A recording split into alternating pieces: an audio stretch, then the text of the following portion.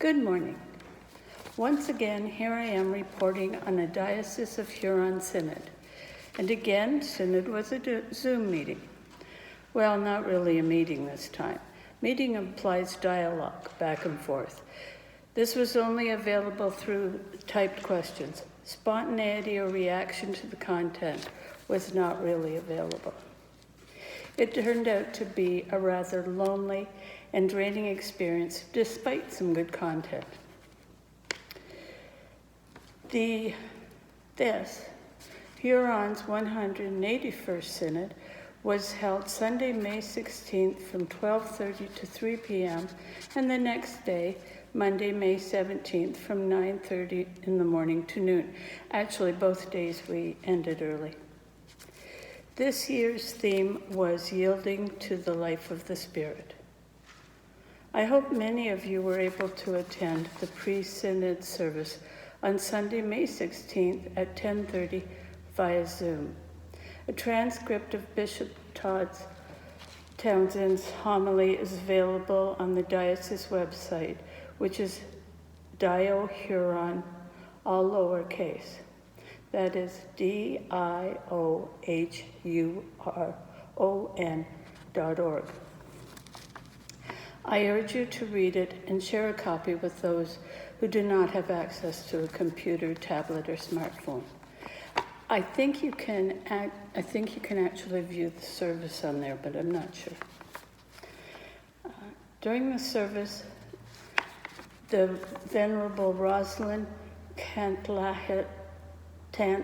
Elm was collated as Archdeacon for Reconciliation and Indigenous Ministry. I think some of you heard Roz in Durham when she was there before all this happened. This synod started that same afternoon with the first part of the bishop's charge. Again, a transcript is available online at DioHuron.org. This charge built on the theme of last synod, held in September 2020. Bishop Todd stated that our strategic goal as a diocese is to shift the center of gravity in our practices from an emphasis on operation to an emphasis on renewal and new creation. He acknowledged that most of the church happens locally in congregations and parishes and in our lives at home, at work, at play. While the diocese will be going through reevaluation and focus, we are directed to go through this process in our own parishes. The bishop spoke of the need to yield to the Holy Spirit. To yield to the Holy Spirit is to believe in God the Spirit.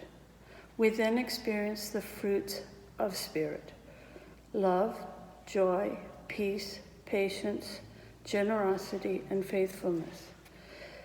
This process and focus of change will be challenging and requires trust in God as the Spirit. We watched a video message from Bishop Martinez Basoto of our companion diocese of Amazonia. She thanked us for our ongoing prayers of support during this time of suffering in Brazil. Bishop Basoto spoke of the love and deep spiritual link between our two dioceses. Bishop Todd pointed out that we in Huron have much to gain from the mission and sacrifice of Amazonia.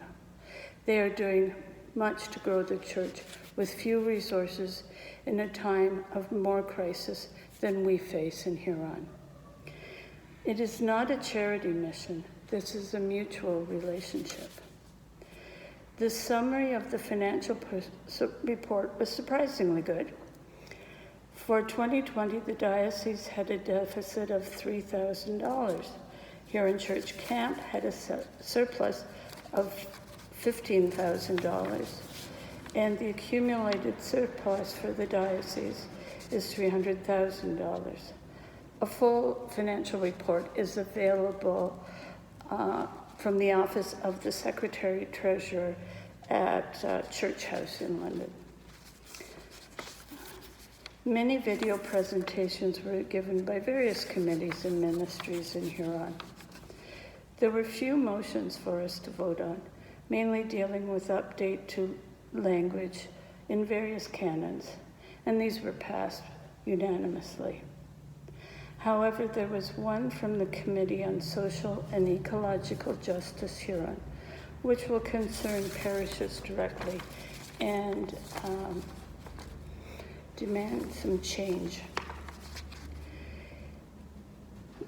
The text of the motion is, be it resolved that Huron Church House and all the churches in the Diocese of Huron commit to achieving a minimum standard of, quotes, light green, unquote, by fulfilling at least 3 actions per section of the tasks aimed at safeguarding creation provided in the attached metric, which is a document, by the end of 2022, and that a review of these efforts is concluded in vestry reporting by clergy and or lay synod delegate in 2023.